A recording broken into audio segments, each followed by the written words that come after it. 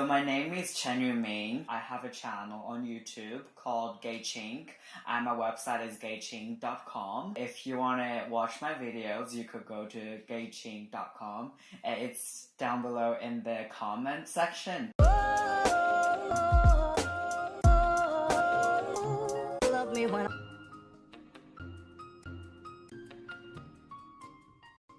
One of the things that happened to me in high school that really taught me a lot in terms of like bullying and stuff like that. There's a huge cultural difference, first of all, between growing up in China and growing up in some Western countries. Is that in China, a lot of the times people would give you like weird looks, but they tend to not use violence. When I was in middle school, I didn't really experience any physical violence. All of those abuse were like more of a verbal abuse. For example, somebody would call me bad names and they would see me as the target of the ridicule, and then they would have a bunch of kids to make fun of me. And definitely being gay was kind of part of it. When you have that that feminine characteristic and when you're in school, that seemed a little bit unusual. That was what was causing you to become a little bit different, and you became the target for bullying and stuff like that. For example, there are certain Chinese words. For example, 人妖 is one of them. It literally means human monster. It was one of the terms that people used to call me when I was in middle school. Of course, it was really hurtful at first when I heard people calling me those words. I remember the first time I heard it was actually when I was in elementary school. It was actually really hurtful. I was kind of growing to become very ashamed of myself. When you're at such a young age, your own personality is not yet fully developed. So it definitely has a huge impact on you when you're growing up. Like when you're that young, it kind of shapes you as a person. All of those words kind of comes with you when you grow up as well. I didn't really know what to do with it, except that I wrote about it. I was trying to put all of my frustration and my into words, like into a journal, to express my my feelings.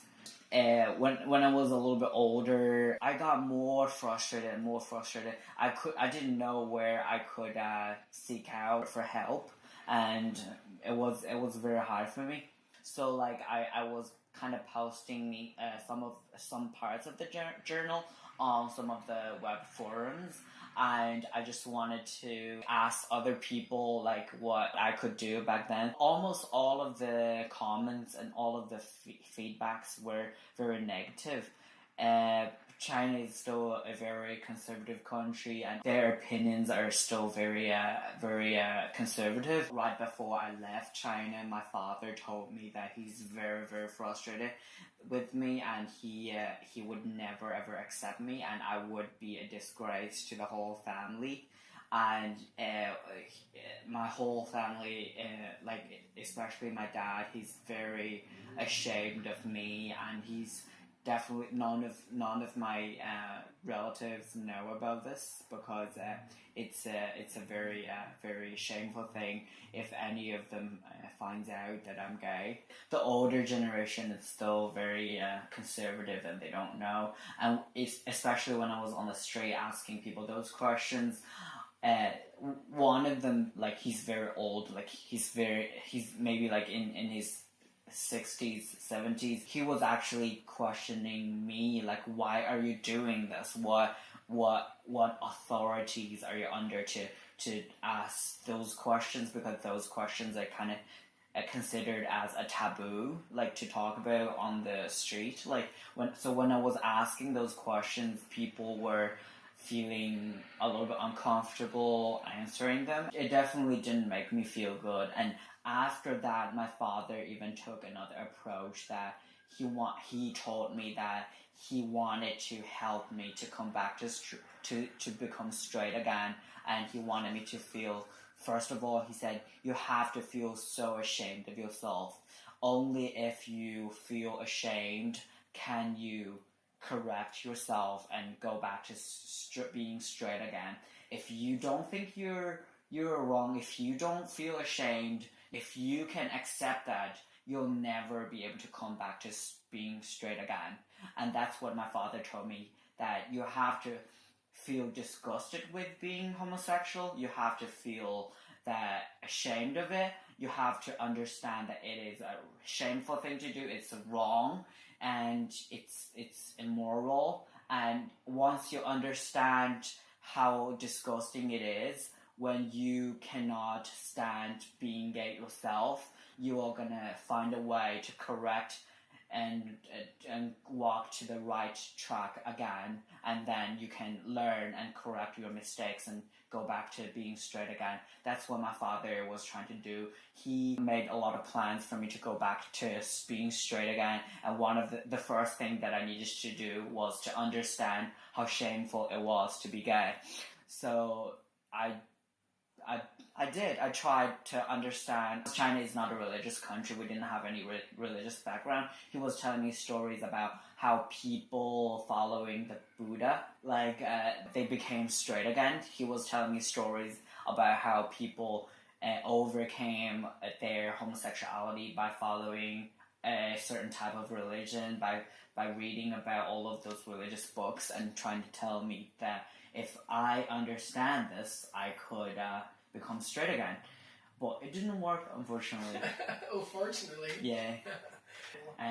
China is a very atheist country. I've never met a Christian until when I was 18, and the first Christian I met was actually an American foreign teacher, and they were teaching English in college. And before that, I've never seen any Christians. I've never heard of the Bible. I was like, wow, people in the world would actually believe in God. That was so crazy.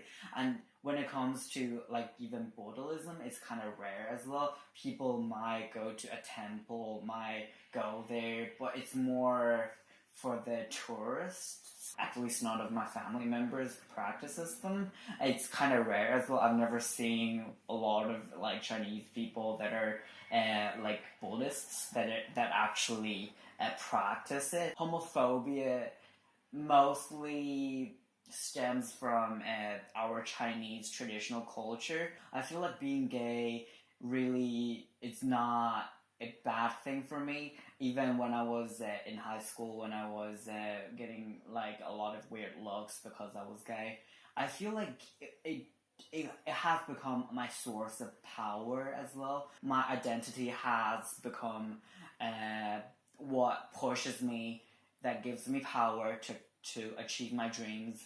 I wouldn't be here in a different country right now if I wasn't gay. I would probably be comfortable. China is a big country. I would be just comfortable being in China, living in China right now. The only reason why I decided that I needed to leave China and go to a different country to explore the world was that I was gay. The message that I want to give to all of the people who are watching this is that when you look at your identity, it can also be your source of power. It's what motivates you.